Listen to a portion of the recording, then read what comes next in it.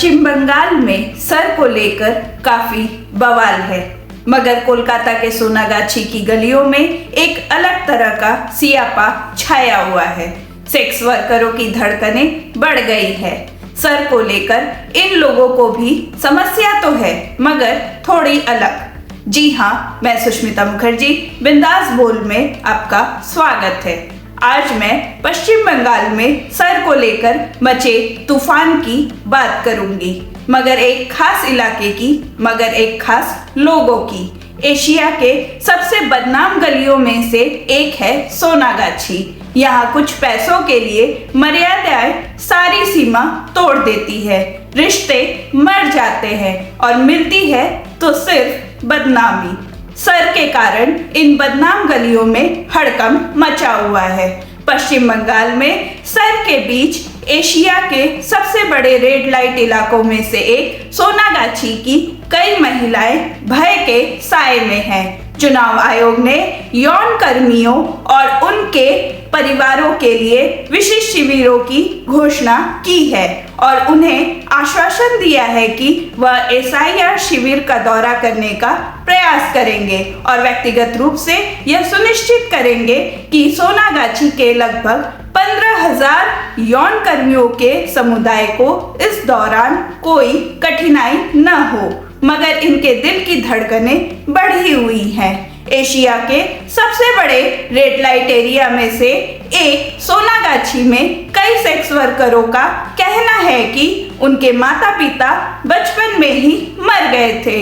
इसी कोलकाता की गलियों में वो पली बढ़ी। 2002 के ड्राफ्ट मतदाता सूची में उनका कोई नाम दर्ज नहीं है और वह भागकर इन बदनाम गलियों की सदस्य बन बैठी। उसके पास न तो कोई पहचान पत्र था और न ही पैसे। वो कहती हैं, मेरी जैसी अनगिनत लड़कियां यहाँ इस पेशे से जुड़ी हुई हैं। उनके पास मतदाता पहचान पत्र तो है, लेकिन वे अपने माता पिता से दस्तावेज नहीं ला पाएंगी क्योंकि वे बहुत पहले अपने परिवार से अलग हो चुकी हैं।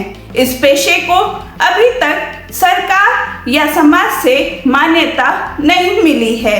वे दस्तावेज जमा नहीं कर पा रही हैं। हम सभी अपने भविष्य को लेकर किसी न किसी तरह की अनिश्चितता में हैं। एक अन्य सेक्स वर्कर ने कहा, आमतौर पर लड़कियां डरी हुई हैं क्योंकि वे अपने माता पिता के दस्तावेज साथ में नहीं ला पाई। वे हमारे पास आ रही हैं और पूछ रही हैं कि उनका क्या होगा।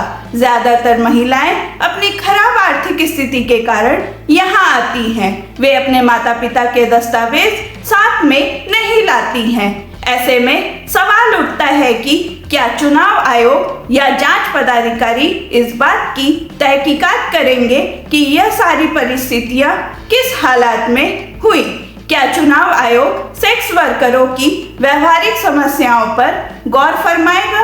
क्या जेन्युइन सेक्स वर्करों को न्याय मिल पाएगा? क्या चुनाव आयोग उनके कार्यों की मजबूरी और उनके मन की संवेदनशीलता को ध्यान में रखकर न्याय दिला पाएगा? यह सारे प्रश्न के उत्तर आगे आने वाले समय में ही मिलेंगे।